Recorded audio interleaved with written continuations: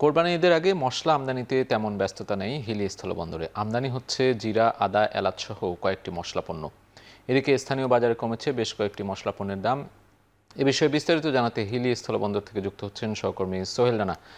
সোহেল, আপনার সাথে যুক্ত হতে চাই। সামনে তো কোরবানির ঈদ মৌসুম। এই ঈদ মৌসুমকে কেন্দ্র করে হিলির যে স্থলবন্দরে মশলা আমদানির যে চিত্র, সেটি কেমন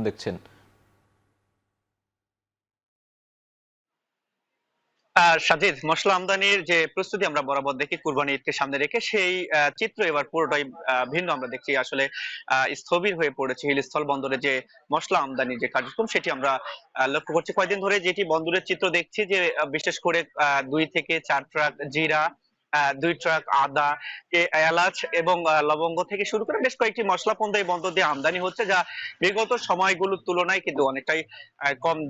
ফলে বন্দরের যে কর্মপ্রাণ চঞ্চলতা, সেটি কিন্তু স্থবির হয়ে পড়েছে। আমরা লক্ষ্য করেছি এর প্রভাব শ্রমিক যারা রয়েছেন তার উপরও পড়েছে, যে আসলে মশলা আমদানির যে ব্যস্ততা, সেটি এবারে ঈদের আগে কিন্তু আমরা তেমন লক্ষ্য করছি না। আমি এই বিষয়ে ব্যবসায়ীদের সাথে কথা বলছিলাম, তারা যেটি বলছেন যে আসলে মূলত এবারের কুরবানি ঈদের আগে দেশের বাজারে মশলার সরবরাহটা বেশ রয়েছে। বিশেষ করে পেঁয়াজের সরবরাহ রয়েছে, পেঁয়াজ যেহেতু আমদানি বন্ধ রয়েছে, আদার সরবরাহটাও রয়েছে।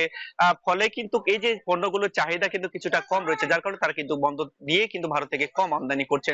আমরা বিশেষ করে লক্ষ্য করছি যে বন্দরে যে আহ, স্থানীয় যে মশলার দোকানগুলো রয়েছে, সেখানে আমরা খোঁজ নিয়ে যেটি দেখেছি আজকে, সেই জায়গাগুলোতে মশলা পণ্যের যে দাম, সে দামেও কিন্তু অনেকটাই স্বস্তি রয়েছে। আমি একটু জিরার দাম যদি আপনাকে বলতে চাই, যে জিরা 580 টাকা 2-3 দিন আগেও বিক্রি হয়েছিল বন্দরে, সেটি বিক্রি হচ্ছে 576 টাকা কেজি দরে। এছাড়া আপনার এলাচ যেটি রয়েছে, সাদা এলাচ, সেই সাদা এলাচ 4600 টাকা 4600 টাকা কেজি দরে বিক্রি হলেও সেটি কেজিতে 100 টাকা কমে 4500 টাকা কেজি দরে বিক্রি হচ্ছে। এছাড়া যে কালো এলাচটি রয়েছে, সেটির দাম অপরিবর্তিত রয়েছে, সেটি 2500 টাকা কেজি দরে বিক্রি হচ্ছে। এবং অন্যান্য যে মশলা পণ্যগুলো রয়েছে, সেগুলোর দামও কিন্তু বেশ স্বাভাবিক রয়েছে। এটি কিন্তু সাধারণ ক্রেতাদের জন্য আসলে স্বস্তির খবর।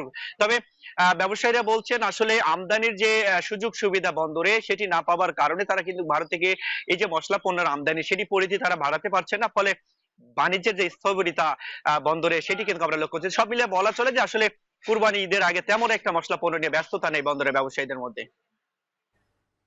হিলি স্থলবন্দর থেকে যুক্ত ছিলেন সহকর্মী সোহেল রানা।